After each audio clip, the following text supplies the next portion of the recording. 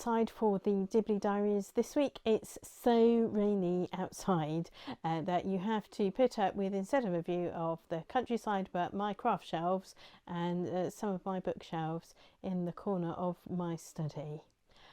This week we're going to be thinking about what we sow. So what seeds do we sow? What do we plant? How do those plants grow? So in a rural context, I wanted to think about that both literally and metaphorically, and think about some of the times when we have planted something. If you want to plant a tree, they do say that you should plant a tree for the benefit of your grandchildren. And I've been pondering this week about what happened to all the millennium woods that were planted in the UK and how they are doing now. I haven't been back to the wood where we planted some trees around about the turn of the millennium from 1999 to 2000. We haven't actually been back to see those trees, but we moved away from that place and we lived in a place where somebody else had planted those trees, and actually those trees have made of wood where it was really pleasant to walk and a pleasant place to be, and obviously it was a treed place, so all the plants were doing all their good stuff in that place. And for me, I think I've been thinking about, well, actually if we plant something somewhere, then a tree or something big, we are not necessarily going to see what that turns into. And the same is true when you're working in a church community or with a church community.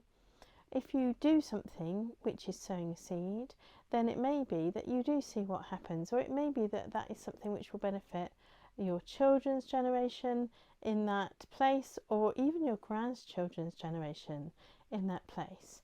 What can we do? What can we plant? What can we sow? What mission can we undertake so that it will encourage the church community, not only now or in a few years, but for our children's generation and for the generations to come? There will be some places where people have made those differences previously. One of the places where I worked, we still gave a Christian educational book to the primary school children from a trust which was 300 years old. And there are many places where that sort of thing happens still as well. So today, as we think about planting, what we sow, what will be the fruits of that sowing, let's think about how we can plant something which will last maybe more than a season, more than a crop, but how could that grow and stay and benefit for longer the Christian community in the place where we are.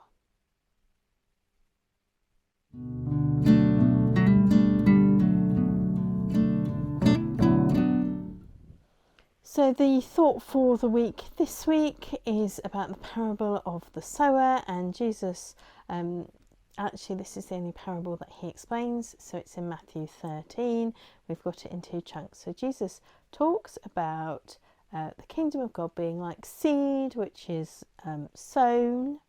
So it would have been broadcast, and like we use the word for like a radio broadcast or a TV broadcast, but broadcasting was to gather seeds into a basket or into a piece of cloth, and you would put your hand into the cloth and then you would like fling them across a wide area. So you were broadcasting the seed, broadcasting the kingdom of God. The gospel we might use as a shorthand, the good news of Jesus. Those are the things that are being broadcast in this kingdom of God way. And some will grow up quickly and look really good, but their roots won't be strong, so they'll fall down again. Some of the seed might be eaten by birds, be lost. Some of the seed might fall on really hard ground, so it can't grow. Some of it might be on rocky ground, so it doesn't really grow properly. But some of it will grow and be really good plants, which will grow and will yield a really good crop. How do you think about sowing the kingdom of God in your community? What's it like? What has been your experience of it? Never once does Jesus say you should be discouraged and not sow the seeds. You should not broadcast this. He doesn't say that. He just says that it happens, you know. Things will happen like this. Some things will happen like this. Some things will grow well. Some things won't grow well. And that's what it's like. And that is so what it's like as a church community when we're trying to reach out to people with God's love and to explain, think about the gospel, to just do that sowing God's kingdom. Sometimes we get a very enthusiastic response which actually doesn't come to very much. Sometimes we will get a strong rooted response that will be fruitful.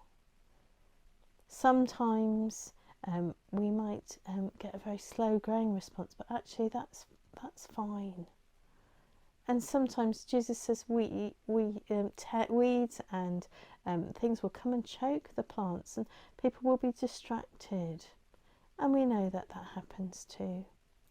But we shouldn't be discouraged. It's our job to plant or to sow. And it's not our job to be in charge of what grows in that way. I mean, we're just to do it, and then God will help sort out the growing.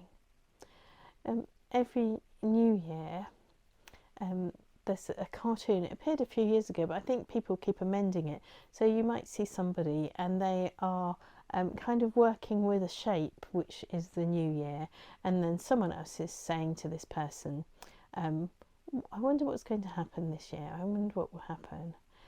And the person who we see kind of holding things near the ground says, I think this year will bring flowers.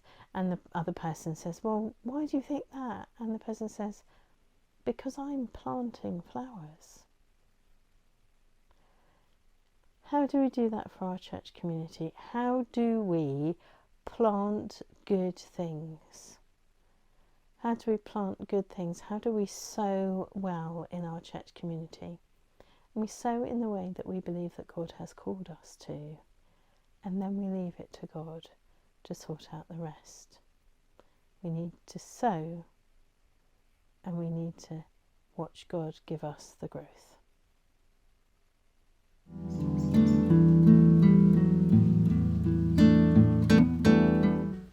The Dibley moment for this week is a very Dibley moment, and from the TV series, it's not necessarily a rural moment, although it is a moment of that sort of conversation that you could imagine between Geraldine and Alice, but actually took place between a mother and a 7, maybe 8-year-old child. So the mother was saying to the child, well, we're going to plant these seeds, and these seeds are gerbers. And that will mean that we plant these seeds and there will be lovely flowers. And the 7-year-old or 8-year-old was going along with this and planting, but very puzzled, kept on asking, so what are we growing from these seeds? Gerberas. We're growing gerberas. Okay, a few minutes later. What are we growing from these seeds? Flowers. Yes. We're going to grow gerberas from these seeds. But Mummy, gerbils are mammals. They don't grow from seeds.